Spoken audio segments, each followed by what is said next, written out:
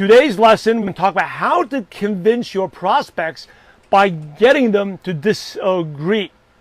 What do you mean by getting them to disagree? Yes. So notice psychology. We're just going to talk about psychology of prospecting, really humans, right? Relationship building, how humans are. If you study how humans are, we have all fundamental fears, we have all fundamental needs. That almost doesn't matter where you're from, where you grew up, what culture, we're the same. So one of the principles is people like to control a conversation and share their opinion. So I want you to write this down. People like to control the conversation and share their opinion, right? So, and in order, how many of you know someone like that, by the way? Like they like to, no matter what you say, they want to go in there and give, give their 2 cents of feedback, right? Their opinion, and oftentimes it's not the same one. They may not agree with you, right? So the second principle is, in order to control a conversation, they must disagree. So they want to be the person in control. They have to disagree with you. All right? And a lot of times, people tend to be negative. People tend to be negative because of the culture, the society we are in, the media. They tend to, if you say something nice, they'll actually will give you, be the devil's advocate and be negative. Right? How many of you know people like that? Almost everyone at some point in their life, they're like that. So you can use this to your advantage with prospecting and use them to convince prospects, right? To show. So I'll give you an example. So say you have a teacher, someone's a teacher, and you say to them, "Oh, why do you want to be a teacher? You need to have do something on the side. A teacher is not a stable income. You don't make much money. You're dealing with these bratty kids. It's a really tough job. What would the teacher say?" The teacher probably be really defensive, right? Will be angry and would think, "No way, a teacher is awesome. It's like so important. I'm educating the future of our country. The teacher is one of the most respectable professions. I don't even care about income. I love what I do. I love making an impact." And now you just lost a prospect.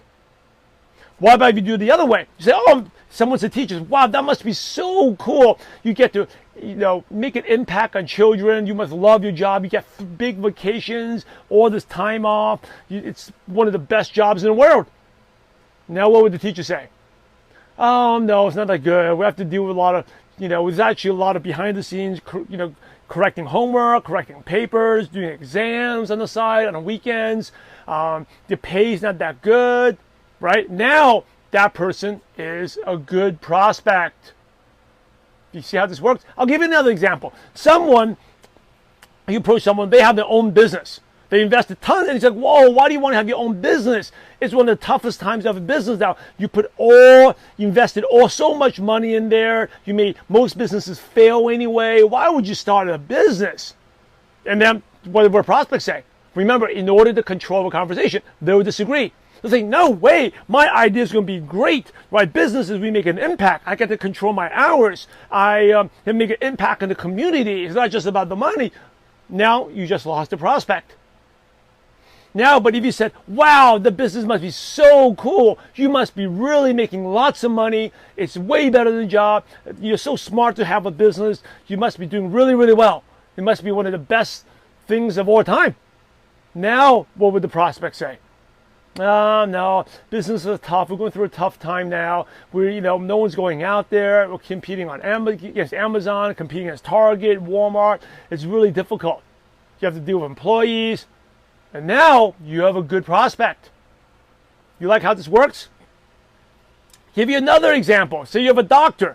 What do you do for a professional doctor? "Whoa, don't you get tired of the long hours? You work a lot of long hours. Is it really worth it? You spend, $500,000. You have to go to undergrad and then to medical school, and then you got to see sick people all the time. You're like $500,000 in debt, and you working long hours. You're on call. Is it worth it?" Now, what would the doctor say? "Of course it's worth it. It's one of the most respectable professions. Everyone in my neighborhood looks up to me. I have an MD plate, my license plate. I have my degree. I'm well respected. I'm educated. I'm smart." Why would you just lost a prospect? But what happens if you say, "Wow, a doctor is so awesome. That's one of the most respectable professions. My dream, was to be a doctor. Doctor must be the best job in the world. It's so cool." Again, people like to play devil's advocate. They say, oh, no, it's actually not that good. I'm afraid of getting sick now. I'm working long hours. It took me like 7, 8 years to pay off my loan. Now you have a good prospect. All right? I'll give you 2 more. How many of you like this? If you like this, drop it a 1 if this is good. I'll give you 2 more examples, right? And don't necessarily need about profession. You can even, this is psychology, even like where you live. If you meet someone in California, it's like, hey, California, why do you want to live there? It's high taxes. It's terrible. There's crime. There's, all this stuff going on. It's crazy. There's earthquakes. Someone in California says, no, it's it's the Golden State. We're right by the shore. We have beautiful weather all year round. Now the prospect is, right, not good. But if you say, wow, California must be the most beautiful place in the world. My dream is to go to California, see the beaches and all that. It must be the coolest place to live. Now someone would say, no, we're paying high taxes. Traffic's a problem. We have smog. There's a crime. There's instability. People aren't happy. Actually, many people are moving out now because now you totally changed the person's mind. I'll give you 1 more example, right?